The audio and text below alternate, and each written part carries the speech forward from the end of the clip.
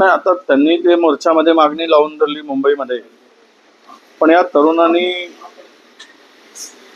ज्या लातूरच्या तो सातत्यानं ओबीसी चळवळीमध्ये काम करणारा कार्यकर्ता होता.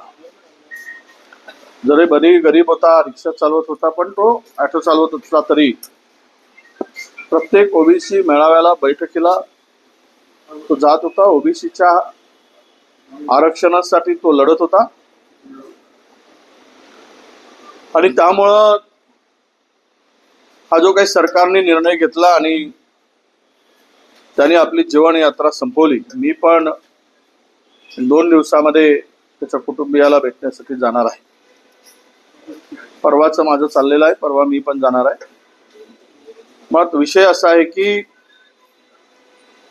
या ओबीसी तरुणांनी आत्महत्या करताना जे लिहून ठेवलंय आणि जी मागणी केली, त्यामुळं सरकारचे आता डोळे उघडतील.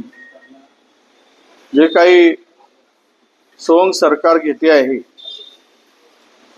त्यातून या ओबीसीच्या वर झालेला अन्याय आणि ज्याचा काहीही संबंध नाही अशा लोकांचा शिरकाव हे बघता मला वाटतं की त्या कुटुंबाला आधार देण्याची आणि सरकारने जबाबदारी घेण्याची गरज आहे. कारण सरकारच्या चुकीच्या निर्णयाचा हा बळी आहे आणि या आत्महत्येला जबाबदारच मुळात सरकार आहे असं आमचं स्पष्ट मत आहे. त्यामुळे त्याच्या कुटुंबियाला भरपूर मदतही केली पाहिजे आणि सरकारने त्या JRचा पुनर्विचारही केला पाहिजे.